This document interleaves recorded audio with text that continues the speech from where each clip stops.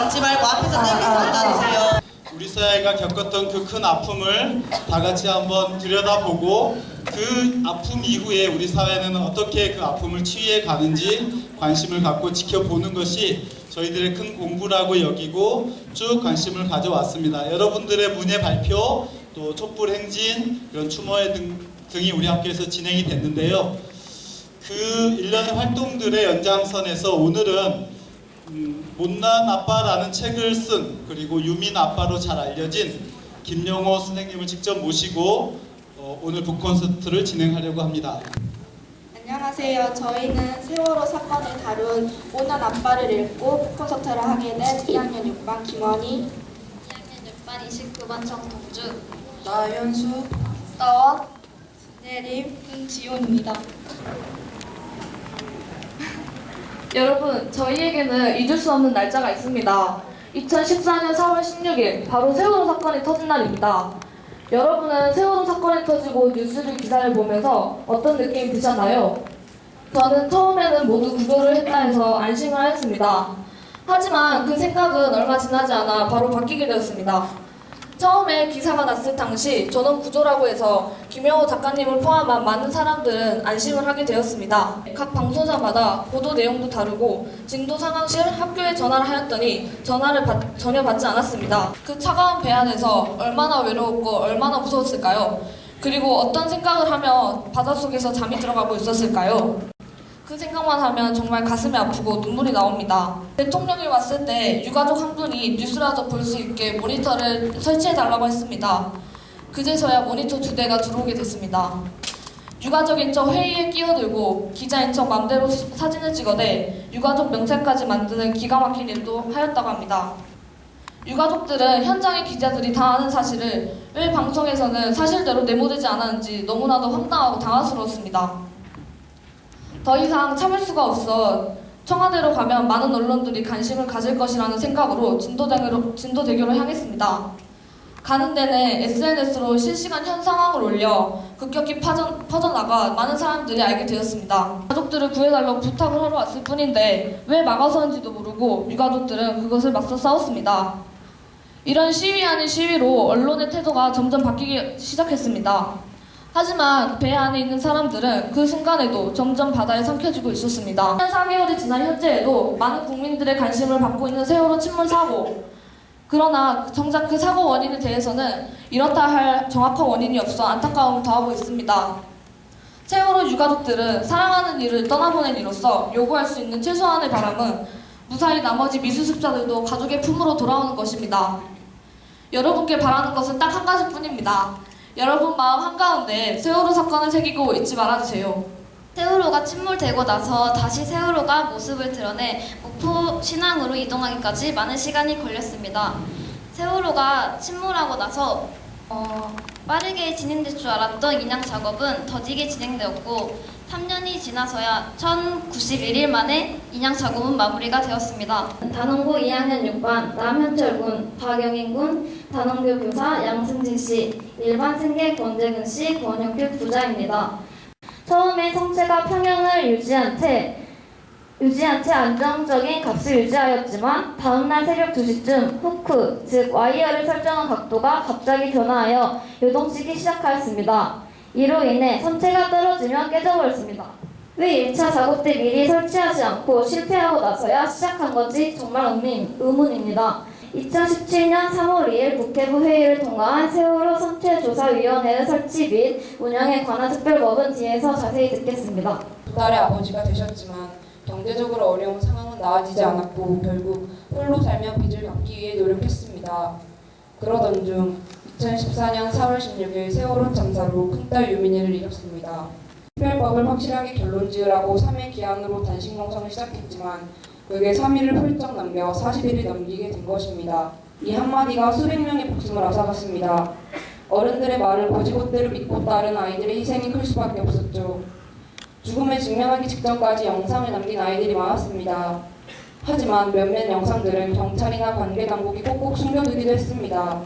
유가족들이 악을 써야 그제야 마지못해 내놓았고요. 구조부터 진상규명까지 국가가 정부가 다 알아서 잘 해줄 것이라고 굳게 믿었지만 모두 우왕좌왕에 제대로 해결한 게 없습니다. 민희는 꿈을 갖게 되었지만 다 소용없게 되었습니다. 세월호를 만든 이 사회가 이 사회를 만든 어른들이 기회를 다 빼앗아갔습니다.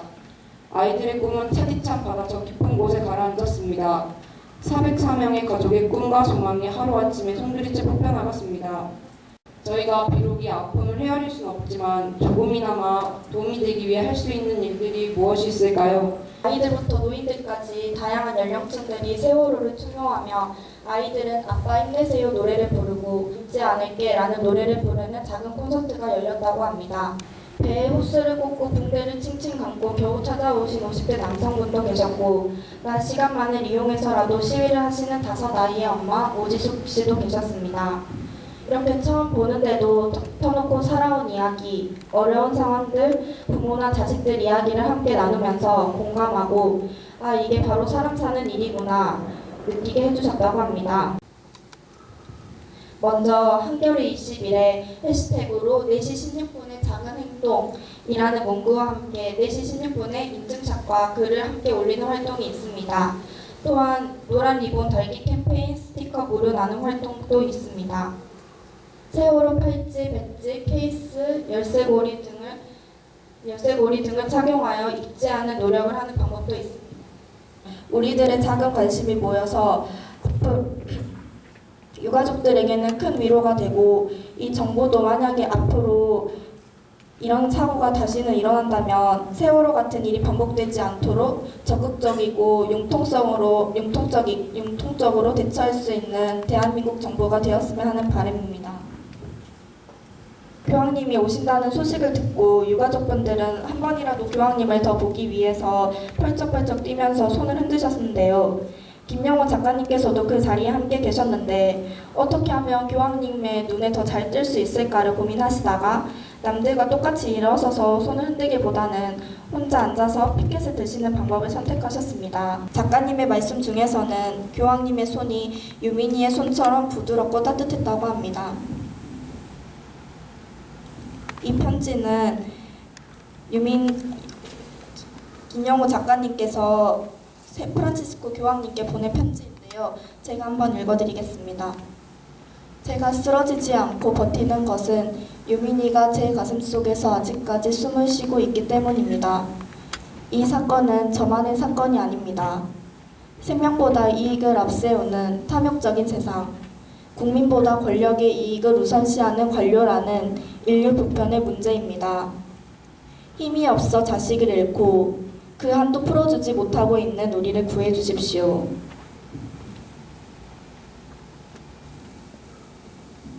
저는 마지막으로 김영호 작가님을 응원하기 위해 편지 한 편을 읽어드리려고 합니다. 유민 아버지, 우리는 이제 더 주먹을 꼭 쥐고 더 세고 더 길게 싸워야 해요.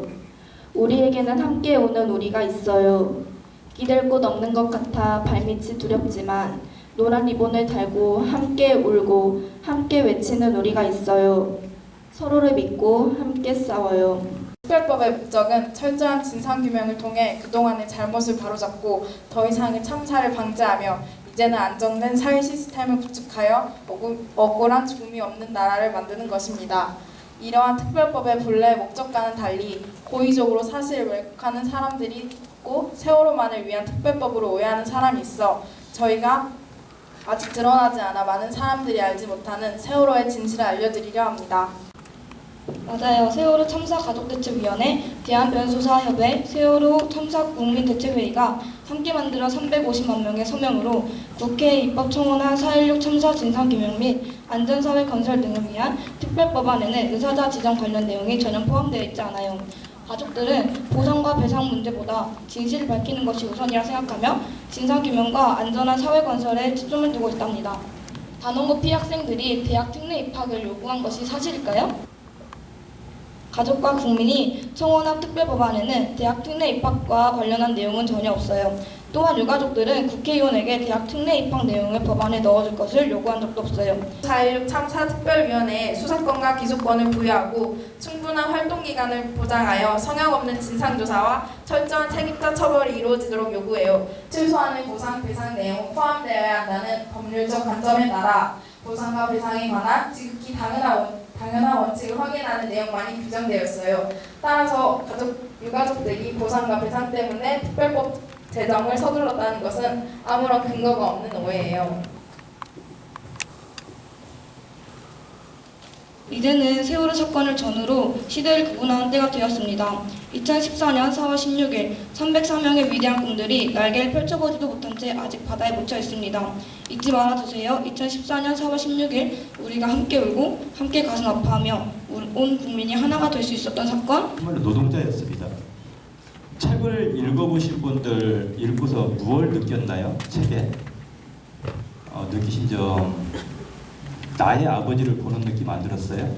국정원에서 그렇게 사찰을 했는데 저희가 이제 전화를 직접 해도 그런 적이 없다라고 계속 이제 발뺌을 하는 게 국정원이었습니다. 그리고 23일부터 이제 이상한 일이 벌어지기 시작합니다. 23일부터 대대적으로 이제 김영호에 대한 프라카드가 들고 이제 시위가 시작이 돼요. 동아 면세점 앞에 또 강화문 광장 이런 말도 안 되는 터무니없는 이제 거짓 가짜 뉴스라고 그러죠. 이건 퍼지기 시작합니다. 그래서 제가 할 수 있는 게 페이스북에 그때 당시에 매일 올렸어요. 증거 사진 올리고 또 아이들하고 또 유민이하고 죽기 전에 카톡 대화했던 내용들 계속 이제 페이스북으로 알렸죠. 그 거짓이다, 거짓 뉴스다. 그 양육비 증거 통장 공개까지 다 했습니다. 그런데도 불구하고 저는 이제 나쁜 아빠로 지목이 돼서 굉장히 정부로부터 공격을 받기 시작했습니다. 그래서 방법이 없어서 책을 쓰게 됐습니다. 책을 써서 알려야 되겠다. 이 거짓된 뉴스, 가짜 뉴스. 그래서 책을 쓰게 됐던 겁니다. 제1기 특조위에서 저희가 1차, 2차, 3차에 걸쳐서 청문회도 하고 특조위가 1년 6개월이 기간이었지만 실질적으로 8개월 정도밖에 하고 강제 종료가 됐죠. 그 짧은 기간임에도 저희가 밝혀낸 진실들이 있습니다. 거기에서 제일 중요한 게 뭡니까? 국정원과 연관이 있냐 없냐는 거잖아요. 네, 증거를 찾았는데 법으로 권한이 없으니까 이걸 집행해달라는 권한이 없으니까 그 기소권이 없으니까 1기가 그냥 그렇게 무력하게 끝났던 겁니다. 그게 그 문건이 여기 수많은 문건들이 나와 있어요. 이거 일본에서 가져온 배입니다. 일본에서 가져온 배인데 나미노우에라고 하는 배였었어요. 처음에 세월호가. 이거를 이제 폐선이죠. 일본에서는 설령이 20년이 됐으니까 폐선을 시키는데 우리나라에서는 설령을 30년을 늘리죠. 그래서 가져옵니다. 그래서 이 썩어 빠진 배를 고쳐서 쓰는 거예요. 그래서 이제 세월호로 명칭이 바뀌는데 그걸 도입 과정이라고 하는데 이 도입 과정에 운항관리 규정 심의관으로 국정원 서실장이 개입을 합니다. 이게 그 문건이에요. 이거는 저희가 만든 문건이 아니고 제가 지금 보여드리는 것들은 만든 문건이 아니고 청해진 해운에서 다 압류한 겁니다. 이 취향 시기에도 국정원 또 서실장이 개입을 합니다. 이 보안 측정 자료를 매주 이렇게 보내요. 국정원에다 보고를 해요. 보안 측정 자료들을.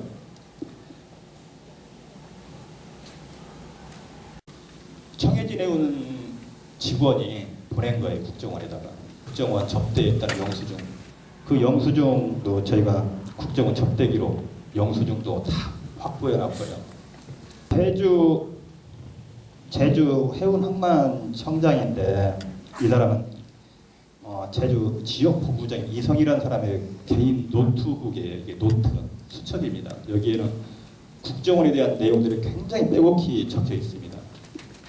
국정원에 10명 세월호 타고 내려오고 관광은 세월호 타고 가다. 박 과장 인천 물류TH 부장과 세월호 인천행 다 이 국정원에 관련된 내용들이 중국어구식으로 나와 있어요. 1기 특조위에서 저희가 수사권도 없었고 기소권도 없었고 그래서 증거는 명백하게 잡았는데도 법에 재판에 우리가 권한이 없으니까 판결을 못했죠. 국민의 날 행사 내용이 국민 안전 다진대회라고 합니다. 그리고 슬로건은 안전한 대한민국, 행복한 국민, 희망의 새 시대를 열겠습니다입니다. 이게 1회, 2회, 3회, 올 4월 16일까지 했습니다. 그리고 박근혜가 지정을 해서 된 걸로 많이들 알고 계신데 국민의 날이 안 됐습니다. 국민 안전의 날이 지정이 안 됐습니다. 매년 행사를 열렸지만 그 행사는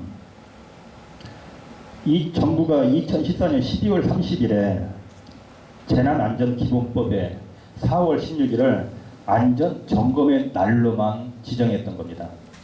심지어는 박근혜는 어떤 것까지 국가기념기념일로 해놨냐면요. 새마을의 날 알죠? 새마을의 날. 박정희가 있는 거. 그것도 국가기념기념일로 되어 있습니다. 그러나 세월호는 국가기념기념일이 아직도 안 됐습니다. 제가 바라는 것은 4월 16일은 단순히 재난안전 예방 차원의 캠페인 안전점검의 날이 아니라 정말로 억울하게 희생된 우리 세월호의 희생자를 기억하고 추모하며 또 다시는 이런 참사가 발생하지 않도록 하자는 전 국민들이 다짐을 하자는 각오에 있는 또 강한 광장에서 영원히 기억할 수가 있죠. 그거만큼 제가 할 일이 없죠. 이제 그거만 된다면 저는 유민이가 죽고 나서 깨어났어요. 이 세상에 대해서 다시 알게 됐습니다. 정부, 언론, 보수단체를 그렇게 비난하고 헐뜯고 폄하하고 지하하고 들어가고 있을 때 국민들은 도대체 왜 우리 편에 와서 생각하고 안 잡아주지? 제가 느꼈던 게 무관심이었어요. 깨어나 주십시오. 안전한 나라를 아이들에게 만들어 줍시다. 안전한 나라. 이걸 슬로건을 했던 겁니다. 많이 깨어났어요.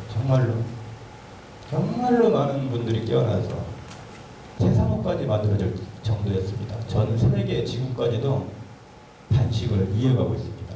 지금까지도 1200이 넘었는데 태사모들 하루씩 1인단씩 정말로 흐뭇했던 그거 하나 생각하면 정말로 지금도 잘했다라는 생각을 해요.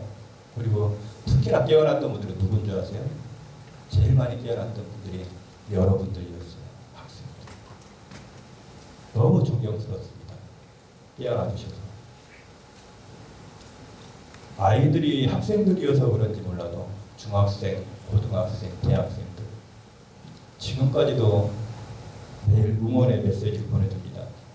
여러분들이 먼저 깨어나서 어른들은 깨어날 생각을 안 하고 있습니다. 그래서 저는 학생 여러분들이 깨어나고 청소년들이 깨어나면 대한민국 10년 후면은 무조건 바뀔 거라고 항상 믿고 있습니다. 여러분들이 정신 바짝 차리고 깨어나십시오. 그러면 이 세상은 적폐들이 아무리 많아도 분명히 좋은 세상이 올 겁니다. 안전한 나라가 될 거고요. 강함까지 들고 옵니다. 이제 왜 살아야 되는지 알겠어요. 이 편지를 보내줘요. 자살까지 맘먹었던 학생 우울증 알죠? 왕따 당하면. 그런데 이제 살겠다고 합니다.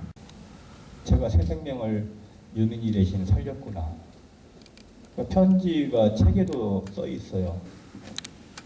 자살까지 기도했던 사람입니다. 그러면 이제 열심히 살겠다고. 아빠가 폭력까지 행사하는 그런 딸이었었어요. 그래서 죽으려고 했다. 저한테 울면서 편지만 놓고 막 도망가더라고. 읽어보니까 아빠 때문에 살겠다고, 이제 살 거라고.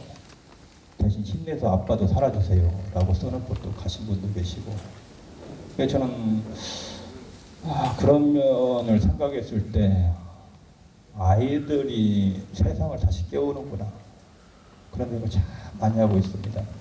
검찰, 경찰, 사법부, 언론, 공무원들, 각 종교단체들, 보수단체들, 적폐가 없는 곳이 없죠. 지금 너무 많죠. 이 적폐가 왜 생길까요? 무관심하기 때문에 적폐가 생깁니다. 관심이 없기 때문에. 그래서 적폐를 청산하는 것은 정부나 대통령이 하기 전에 우리가 깨어나서 항시 참견을 해야 됩니다. 관심을 가져야 됩니다. 그래야 적폐가 줄어드는 거예요. 우리가 잠을 자고 있었기 때문에 이렇게 수많은 적폐들이 일어난 겁니다. 우리가 할 수 있습니다. 우리가 깨어나서 관심을 가지면 적폐는 청산됩니다. 무슨 말씀인지 아시겠죠? 항시 깨어 있어야 됩니다. 그리고 제가 제일 반가울 때가 뭔지 아세요? 3년이라는 세월이 지났는데 제일 반가울 때가 전철 타고 가던 차를 타고 가던 노란 리본을 만났을 때 합니다. 아, 우리를 잊지 않고 우리에게 응원해 주신 분들이 있구나. 너무 힘이 날 때가 제일 큰 힘입니다. 그래서 여러분들 제가 팔찌하고 노란 리본 가져왔으니까 하나씩 꼭 가지고 가시면서 팔찌 찰 수 있죠? 노란 팔찌.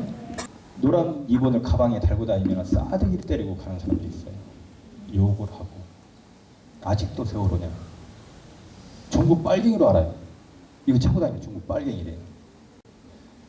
그 여러분들도 만약에 차고 다니면 어르신들이 그런 얘기 할 거 아니에요? 이런 걸 왜 차고 다니냐고 하면은 그때 당당하게 여러분 말씀하십시오. 이건 세월호가 아닙니다. 그래. 노란 리본은 세월호가 아니라고 하면 됩니다. 이제 세월호를 넘어서 생명 존중의 메신저 운동으로 하십시오.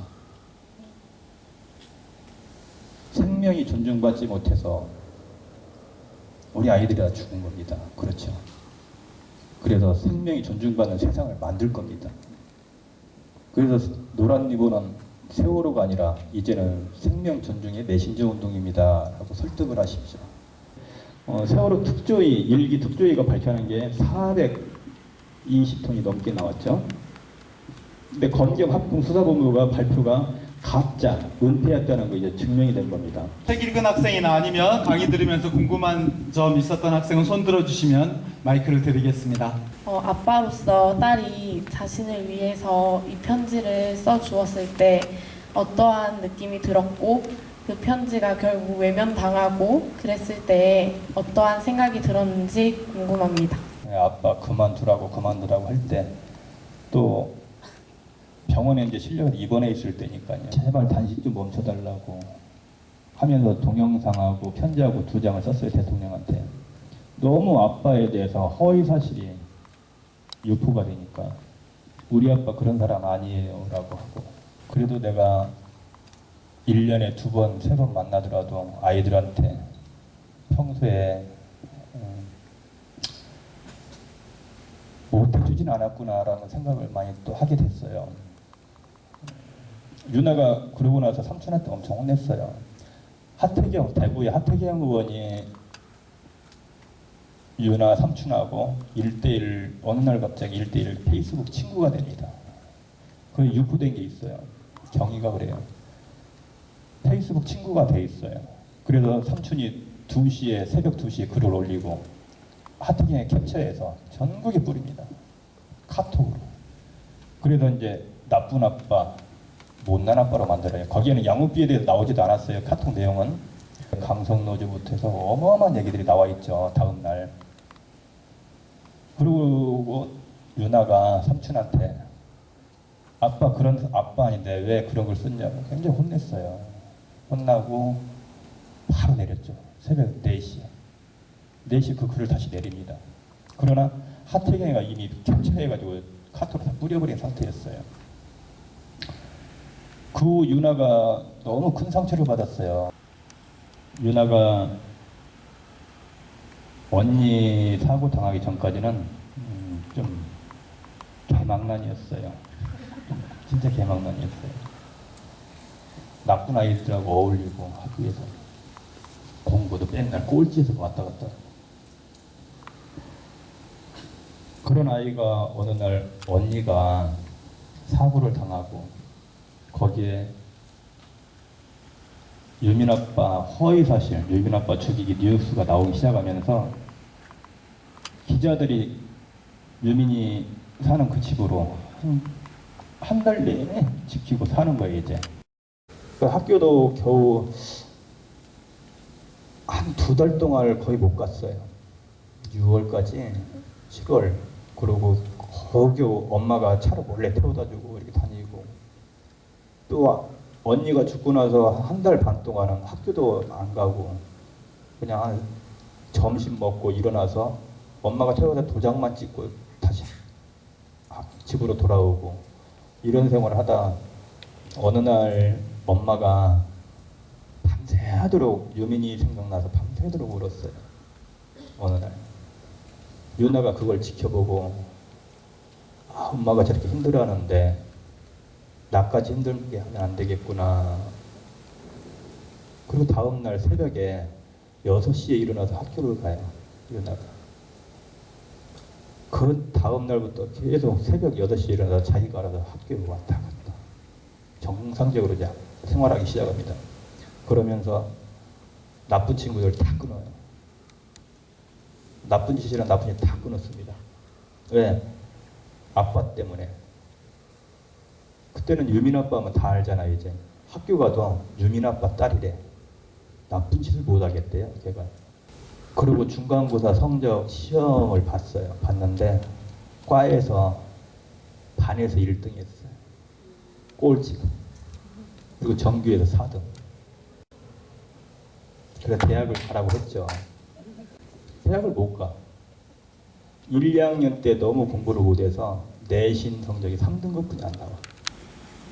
아빠 나 그냥 취직하면 안 돼? 그래서 내가 그랬어요. 너 하고 싶은 대로 해라. 대신 하나만 약속해 아빠하고. 아빠보다 먼저 죽지 마. 대신 너 하고 싶은 대로 하라고 그랬어요. 그래서 지금 한센에 대기업이죠. 한센에 회계과로 들어가 있습니다. 유나하고 가끔 이렇게 만나고 행복하게 잘 지내고 있어요. 세월호에 관련돼서 많이 비판하고 안 좋게 생각하고 있는데 제일 분했던 것과, 그리고 이건 질문은 아니고 제가 해주고 싶은 말이 있는데, 제가 조리 있게 말할 수 있는 능력을 가지는 것도 아니고 매끄럽게 이야기는 잘 못하지만 그래도 제가 할 수 있는 건 같이 울어드리고 기도해 줄 뿐이에요. 그렇지만 언제든 세월호에 대한 관심을 가지고 있고 보이지 않는 곳에서도 항상 응원하고 있기 때문에 포기하시지 마시고 하시려고 전하고자 하는 그런 말들을 많은 사람들 앞에서 펼쳐주셨으면 좋겠습니다. 살아주셔서 감사합니다. 고맙습니다.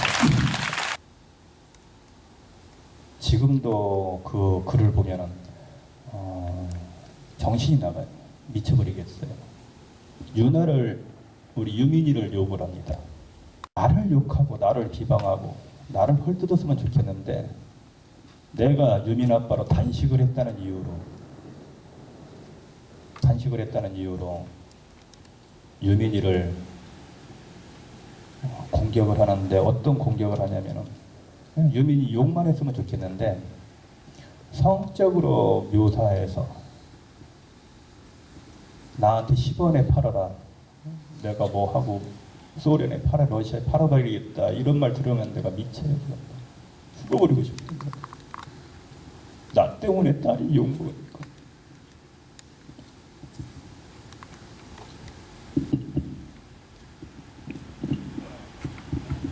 그래서 그런 일베들이 제일 싫은데,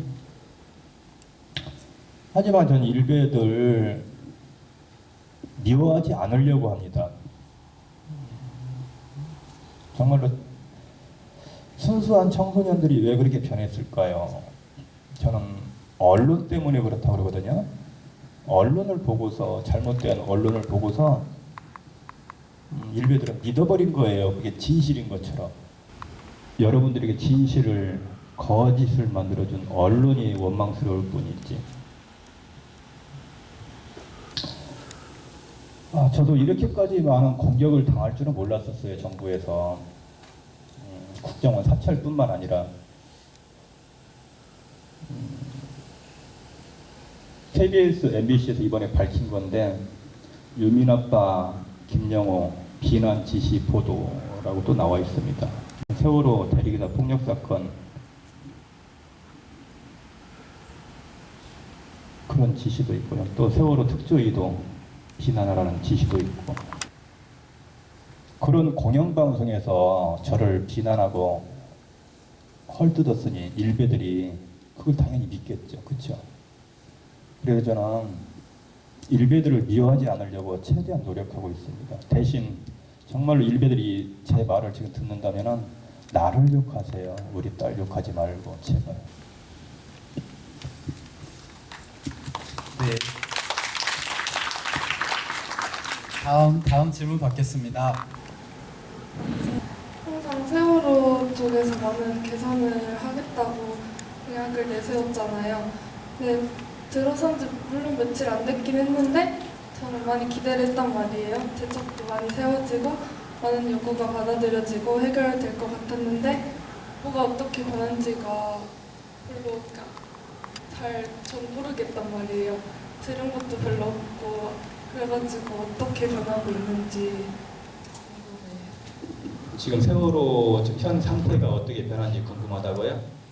어떻게 개선되고 있는지. 아, 세월호 문제가 해줄 거라는 믿음 때문에, 해줄 것이다 이런 믿음 때문에 할 수가 없고 그냥 11월 22일까지 일단 기다리면서 무엇을 하고 있냐면, 지금도 박근혜 정권의 세월호 2기 특별법을 만들었다고 그랬잖아요. 신속 처리 법안을 만들었다고 그랬죠. 지금 수정 중에 있습니다. 청와대하고 강릉에 어떻게 하면 더 강력한 법을 만들 것인가, 무엇을 할 것인가가 중요한 게 아니고 어떻게 특별법 2기를 특조위를 더 강력하게 만들 것인가가 우리한테 과제입니다. 제2기 특조위가 돼야 진상이 제대로 밝혀지겠죠. 그렇지 않으면 저희는 또 다음 정권까지 계속 길거리에서 계속 호소를 해야 됩니다. 그래서 지금 저희가 할 수 있는 거는 1기와 좀 다르게 더 강력하게 제2기 특조위를 구성해야 된다는 걸로 비공식적으로 지금 청와대랑 왕래를 하고 있습니다. 세월호 모든 물증, 증거, 자료 삭제하고 폐기하고 다 없애버렸죠, 정부가. 남아있는 증거는 세월호 선체뿐이 없는데 왜 구조하지 않았는지 알고 싶어서요. 왜 침몰했는지 알려면 선체 그대로 온전하게 인양되기를 바랬는데 지금 세월호 선체는 침몰 원인을 밝힐 수 없을 정도로 굉장히 훼손돼가지고 뼈만 남아있습니다. 제가 많이 이 문제에 대해서 알지 못했는데 오늘 강연을 통해서 알게 되었고, 그래서 제가 할 수 있는 것이 없지만 앞으로 응원하겠습니다. 고맙습니다. 네. 만약에 제가 유민이를 30인기 다 먹이고 옆에서 재웠다면 아마 그렇게 못 싸웠을 거예요. 내가 유민이를, 제 꿈이 딸을 낳아서 백화점 같은 데 데리고 다니면서 손잡고 이쁜 옷 사서 입혀서 손잡고 다니고 싶은 게 내 꿈이었어요. 다행히 딸이 났어요. 근데 아빠가 배우질 못해서 좋은 데 들어가지 못했어요. 맨날 아웃소싱, 파견직, 일당직 이런 데만 전전할 수밖에 없었어요. 그러다 보니까 생활을 할 수가 없죠. 빚은 져가죠. 그러다 이혼까지 했어요. 사업도 한번 해보다 망하고. 그 후로 제가 이제 모든 빚을 떠안고 밖에 나왔는데 혼자 살고 있는데, 유민이를 보고 싶어도 못 보는 게 뭐예요? 한 번 만나러 가면은 이날 카드빚 갚기도 힘들어서 돌려막기까지 다 써봤었어요. 그런 상황에서 유민이를 만나러 가려면은 값사줘야죠, 뭐예요? 이런 생각이 있으니까 빚을 또 내야 돼요, 가려면은. 살아생전에 없어서 못난 아빠랑 해주지 못해서, 그래서 제 목숨이 아깝지가 않아요. 이렇게 단식하다 죽는다고 많이 이제 시민들이 걱정을 해요. 그러다 죽어요, 아버님. 괜찮아요. 죽으면 저 행복합니다. 유민이한테 평소 아빠 노릇 못했던 거 유민이를 위해서 싸우다 죽는 거니까 저는 행복합니다. 유민이 곁으로 바로 갈 수 있으니까 저는 그렇게 맨날 시민들한테 다시 달래요.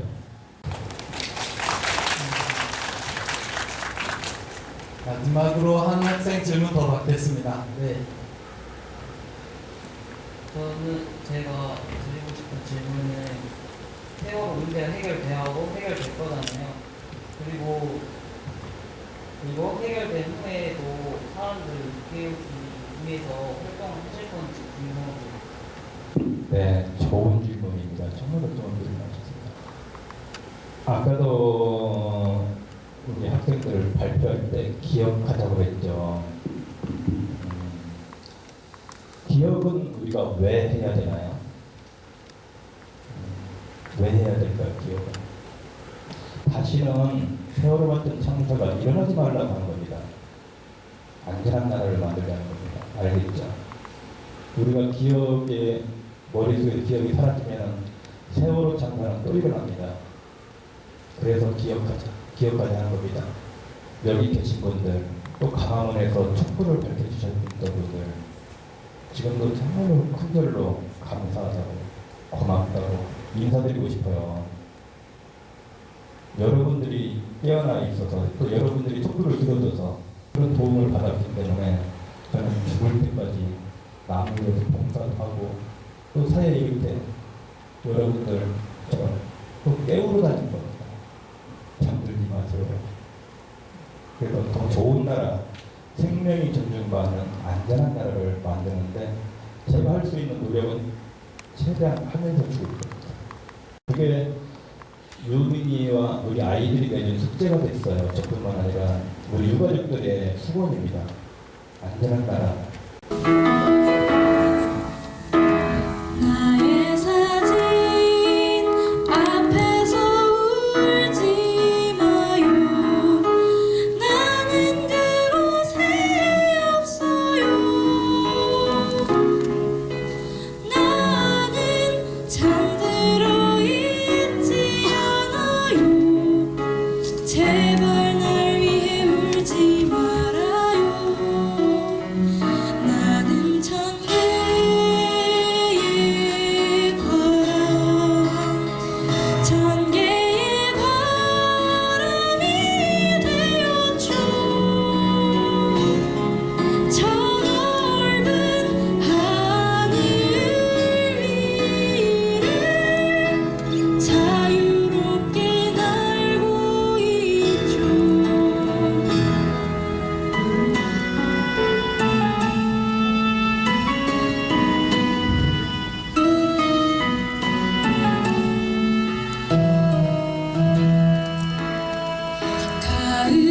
가을엔 곡식들을 비추는 따사로운 빛이 될게요. 겨울엔 다이아몬드처럼 반짝이는 눈이 될게요. 아침에 종달새 되어 잠든 당신을 깨워줄게요. 밤에는 어둠 속에 별 되어 당신